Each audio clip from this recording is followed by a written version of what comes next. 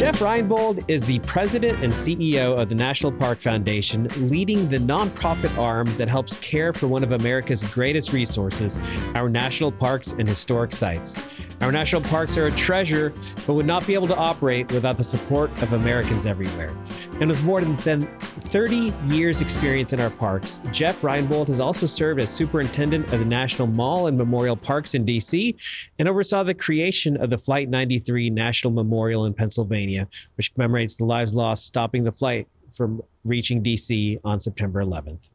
But welcome to the Strategist, Jeff. Thank you for being here. Great. Thanks for the invitation. So help us understand the National Parks Foundation versus the National Park Service. Like this can be a confusing subject. So help us really understand before we really get going. Yeah, we get this a lot. So the National Park Service is the federal agency created in 1916 to run the national parks. The National Park Foundation was created about 60 years ago. And what a lot of people don't realize is most of the parks were created because people took the initiative to say, these places matter. We care about these. We want to protect them. We want to protect them for future generations. And by the time we got to the 60s, there was a lot of interest in how do you care for these parks? And a lot of people wanting to be engaged, wanting to donate money or land or time. And so the foundation became a way nationally that we could do it for all of the parks. And today we've gone from those somewhat humble beginnings to we grant about $100 million a year to parks for on-the-ground projects. That's not money just raised. That is money out the door to parks and local partners. And we're not we talk about the national parks, but we're actually also talking about more than just Yellowstone and Yosemite. Tell us about the breadth of projects they all work on. Yeah, so a lot of people are familiar with the 63 sites that contain the national park title. The national park system actually has over 430 sites. So there's 16 in Texas alone. People think about probably Big Bend, but places like the San Antonio Missions are part of the national park system. So in this year where we're celebrating the 250th anniversary of the Park Service, if you look at those 430 plus sites, it is every bit of the American story and the American spirit and the American landscape. Ken Burns has this great line where he says the national parks are the Declaration of Independence laid across the land. Oh, I love that. And it really is. It's the complete story. Those documentaries, I know he did a documentary on the national parks and brought them to life in such a way that I would hope people would want to be involved. Are y'all a good way for people to get involved if this is something that interests them? Most definitely. Most definitely. Our number of supporters have grown over the year. Visitation is going up significantly to national parks, and people getting involved is one of those ways to help the federal government, help the National Park Service, make sure people have a great experience. That's what I always tell folks is, my wife teaches fourth grade and she teaches in Title I schools. And so a lot of the time she takes kids to a park, it's the first time they will see this. But that's a message to them about what we care about and what this country is about and how we take care of those places, the places that matter, sends a huge message to the next generation. So for anybody who wants to get involved, it's part of this long tradition from the beginning of the parks. It was never just the federal government. The idea is so big, so audacious that we would take these most important places and protect them, that kind of help is always needed. You just called these the most important places. Why are these the most important places? What sets these apart? Yeah, the part of the bar to actually be considered is you have to prove that it is of national significance, that it is a place that requires the federal government to invest in it. And it's actually a pretty high bar to be able to be designated. And if you look at them, we've grown from the big landscape Western parks to now there's a big addition recently of sites that have more civil rights stories or parts of the American story that hadn't been protected. And it really is a compelling assemblage of who we are as Americans. And the best part of it is it's in the actual places where the history happened or where this mattered. It's not a museum that's removed from the site. You can actually go there. If you go to the LBJ Ranch right now, you actually can see the house where LBJ grew up or spent his life. That landscape that motivated him, right? So these sites have a presence to them. And when you can take them out of the museum and out of the textbook and make them real, they just connect with people in a very deep way. We have a super fan of the national parks that wanders around this building quite often and has desk here. Her name is Mrs. Laura Bush. Yes. She's a huge fan of the national park. She I know has tried to visit as many as she possibly can. What does that type of support do for the parks and what in your mind do you think has drawn her to them? Yeah. She's been incredibly generous to the National Park Foundation. When she was first lady, she highlighted the parks every chance she could get. I still remember one of the Christmas trees and the White House was decorated with national park ornaments, and it got all kinds of attention. But it's what always struck me about her involvement, whether it's the first Bloom project we did, which was introducing wildflowers to lots of places around the country. She always comes back to the stories of her visiting these places. She has a group of girlfriends that they will every year go and tour national parks. And when she talks about it, there's an authenticity and a realness. And she loves these places, but the fact that she's seeing them with somebody else, it resonates with people. You take your family on one of these tours. It is impactful if you do it alone, but if you do it with someone else, right, the benefit is even twofold or threefold. And so when she tells those stories, it really connects with people, and she's such a passionate speaker about them. Yeah, and included also, as long as we're talking about President and Mrs. Bush, included among the National Historic Sites is Shanksville, Pennsylvania. And can you tell us some about that site? And I know that's something you've been personally very involved in. Yeah, so this is the fourth plane that went down on 9/11, the one that was headed to the Capitol, and I was asked to go there in early 2003 and help plan the memorial, and had a chance to meet President Bush there several times. I think his warmth and his sincerity in dealing with a tragedy like that. I mean, the families, responded to him very positively, and as the commander in chief, but also as a person, and that helped set a tone too for the work that we were going to do. Most people think about Ground Zero in New York or maybe the Pentagon. Not a lot of people, a field in rural Pennsylvania didn't come to mind, but the story is so compelling. And it is a moment where we had to raise almost $50 million going into a recession to build this. And what I love about that story was you had people come together to protect a place for folks they never met and didn't know. I tell the story a lot where it was one day when I was there and I was in a battle with a member of Congress, and they just didn't want the memorial to happen. And I reminded them they were in the Capitol that day when the plane was headed there. And I was just really frustrated with them and went down by the crash site where the public was and just started to talk to visitors. And I came up on this one couple, older couple, did not appear to be people of means. And so we struck up a conversation. They said they were from San Diego. And I asked them, where were they headed? And they looked at me almost offended. And they said, we've been giving $93 for years. They flew from San Diego to Pittsburgh, drove the 2 hours out to Shanksville, drove back to Pittsburgh, flew back to San Diego. They wanted to see their memorial, right? And so the story of Shanksville was, it was like a modern day barn raising.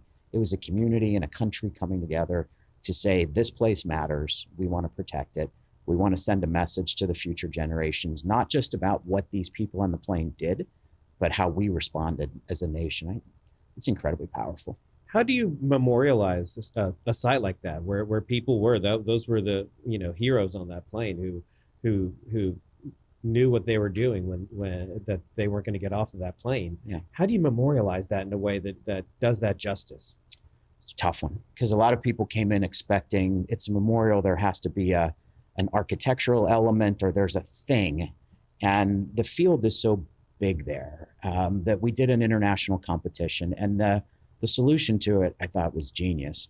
Instead of trying to compete with the landscape, the architect basically created structure that kind of frames the site, and then there's a piece missing in it, and that's where the crash site is. The remains of the passengers and crew, for the most part, are on site, and so it's also a cemetery. But he really leaned into this as the story happened in the sky. It's not about something we build. It is about the sky above and this incredibly natural landscape. And if you go there today, and I encourage your viewers, if you're ever in the eastern part of the country there, make a trip to Shanksville. It won't disappoint. And you will stand there in the middle of a field at one point, and you'll see the blue sky with the contrail overhead. And if you're not moved by that, there's something wrong with you. It is incredibly powerful, but it's the power of the place and knowing the story behind it coming together like that. So there are, as you said, over 400 of these sites. Yeah. How many have you visited? Pop quiz. I did not keep track. I don't know. It's a couple hundred. So what are some of the stories that people should know about some of the lesser known ones? I mentioned earlier Yosemite, Yellowstone. We all know about those. We all know about the really big famous ones. What are some of the lesser known ones that you really would love to give a shout out to that don't get the attention of some of the others? Yeah, that's a great question. I would say one that's close to home. We took our board to San Antonio missions not that long ago. Mm-hmm. If you've not been to the missions, you should go. It's an incredibly powerful story. For a kid that grew up, I remember watching the Alamo and then going to the Alamo and realizing so much of that story, not of the Alamo, but of the missions, is right preserved in those places. And they're stunning. So as I said, I think there's close to 16 sites in the Park Service that are in Texas. I would encourage people to see the ones at home. But there are lesser known sites out there. My first superintendency was at a place called Fort Necessity. This is General Washington's first battle he was ever in. This is the French and Indian War, the beginning of the French. So we're not even a nation at that point. Yep. Amazing story of it's his first battle. He's a redcoat at the time, and he loses it. And you see the qualities in the loss, though, that shape him to be the first president. And so many of the threads that create the revolution start in this really simple field. And most of the actors, the players, the names that you become familiar with in the revolution, they all start out of the French and Indian War. And so that is one site that, and you see this throughout the park system, you can pull on one thread and you don't totally appreciate all the connections that come from that. And so that's one. I would say the other ones that are one that's near and dear to me too, that it's not, it's not lesser known, but people might not think about it, are the memorials on the Mall in Washington, D.C. Mm-hmm. They're all national parks. Oh, interesting. Right? Yep. And so a great way, particularly in the 250th anniversary of the country, the Lincoln Memorial, the Jefferson Memorial, the Washington Monument, we've just done extensive renovations on all of those. But there are a lot of lesser known memorials around the mall too. So if folks are in DC, someplace where you may not be thinking of national parks, there's I think close to 20 that have some connection to American history and important people in our past. And those sites are continually having to be renovated, updated. What are some of the projects that are happening right now with those? Yeah, a great one that we're really excited about, we've been working on for years, is we're building a museum under the Lincoln Memorial. Oh, cool. So if you come to the Lincoln Memorial, it appears like it sits on a hill. Right. And it's actually manufactured. It's created you put Lincoln up in the air so that as you come to it, it's as if you're approaching a Greek temple and you have to come up the steps. There's this cavernous space underneath it, and it's unfinished, dirt floors.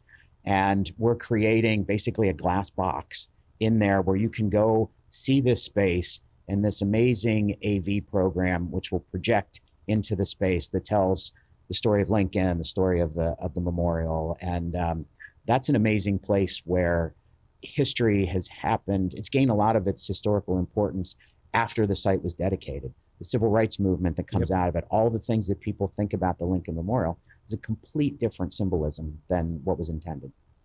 And so as a leader, you have so many sites to keep track of. There are volunteers, so many volunteers at all of them, the employees that you employ. How do you create kind of a unified culture around a system that is so disparate and has all these different roles? Yeah, I think a little bit of it is accepting the decentralized nature of it. That's part of where it gets its charm. Each park is a little different. We're incredibly lucky that while we work at a national level, there's over 400 partners on the ground, friends groups and others who are nonprofits who are there with the park. And they do a lot of the work. And we pride ourselves in being able to raise money nationally, match it, double, triple it, and then give it to the park or to the groups on the ground to take on specific projects. So it might be getting fourth graders out to a school or out to a park, or it might be trail projects or renovation projects. That network of partners is one thing that really separates the national park family from a lot of other organizations. They do great work on the ground, and most of the friends groups are made up of people from the communities. So you have people from a community actively participating in the care of that park. And in many cases, the site, the park, is really part of their identity, right? So as you were there, they're not only economic generators, they're not only important places for other people to come and visit. In most cases, it's your story. Yeah. And that's one of the things that's really excited to see people have an active hand in telling their own stories. And we've talked a lot about kind of the history of these parks, but there's also an entire geological element to them. Can you talk about the importance of preserving the geology and of conservation in your mind? Yeah, it is. It's interesting when you think about particularly where we're headed as a planet, and lots of the challenges that are there. And then you also see AI coming on and potentially being a solution to help think through some of these problems, or maybe create its own problems. All kinds of discussions in society about the role of conservation and the environment. And I think as we go forward, this is one of the places where the parks become a touchstone for those discussions. If you go to Glacier today, the glaciers are the Glacier National Park. They're receding very quickly, or they've disappeared. What does that mean? Is the culture? Is the environment changing? Is it evolving? What will it look like? But it's also a place where you see people come together to find solutions, and that's one of the things that I'm excited about. Is there are those places that you say, we care so much about these. If we can't agree or find a way forward, then we're in trouble. And so we see that every day, that through new technologies, new ideas, new partnerships forming, that people rally around these places. If you have the 400 best places in your country, you better take care of them. They better find a way forward. And we get to see that happen a lot, which is exciting. What I love too is as we sit here, the Artemis project just came back to Earth. With Project Hail Mary is a big movie right now. These are all, both of these cultural moments are kind of shining a light on, this is our one and only planet. Let's take care of it. Yeah. You see I'm glad you mentioned Artemis. The environmental movement got a huge boost from the first Apollo launches and that first image back of Earth. And then all of a sudden it looked resilient and fragile at the same time. Right. And so that perspective is incredibly important. And we've talked about the national parks also as what's been called America's best idea. But there's this idea of the parks. And what can we learn about the parks by not even visiting them? Yeah, I'm so happy that you asked me that. We have a lot of people that they talk about their favorite park, their first visit. I actually got introduced to the parks in a very different way. I grew up outside of Pittsburgh. My grandfather had National Geographics at his apartment all the time.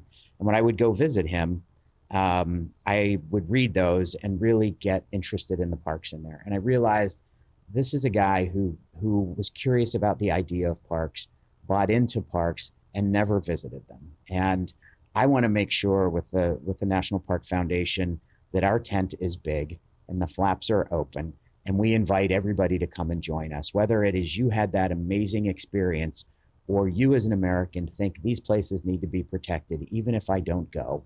I want to make sure there's a home for you. I fell in love, was captivated by the idea before I ever realized that I visited a national park. I was one of those folks. The idea is, it's Ken Burns, we were talking about before, it mentions that when the idea of the national parks came up, it was radical, right? This is take the best places and put them aside for the nation. And you not only get to visit them, but you own them, right? It's one of the traditions we did not bring from Europe. We created that whole cloth. And at the time, it was seen as a very radical idea. Now we accept it as the norm because it's been so successful. But that idea is incredibly powerful, and one that I'm definitely attracted to. And I hope folks who feel that way about parks and about the park idea, see this as something that they can participate in too. Well, I know that Mrs. Bush would encourage everybody to go get to a national park, whether take your family there for that summer vacation and make those memories and really explore the system. For folks that want to learn more about the National Parks Foundation, get involved, what's the best way to do that? Probably start with our website, nationalparks.org. Easy one to remember. Yep. There's a lot of information there about visiting the parks, about the work we do. I pride ourselves on donating to things that matter. I tell donors, my goal is always that you will have an outsized impact. So whether it be innovation that we're funding, or one of the things we're really excited about that I would encourage people to think about is around housing for employees in the parks. We go visit these places. A lot of them are in expensive areas. If you go to Grand Teton in Wyoming, no one can afford to live in Jackson. Yeah. Imagine if you are a park ranger trying to do that. And so we have rangers that live in their cars, right? We have rangers that live in substandard housing. That's not okay. And so we raise money for things like that. So if you go to that page, you'll see examples of the kind of things we do that we guarantee you we will have a direct impact. And the dollar that you give us, we intend to make 2 or 3 and put it to the ground and do good work. Well, Jeff, thank you for your leadership on this. We're here today with the Forum on Leadership, and I'll let you get back over and check out the main stage, which you'll be speaking on here momentarily. Great. But really appreciate the generosity of your time to fly down to Dallas and take this time with us. Thank you so much. This has been a lot of fun. I appreciate the invitation. Thanks.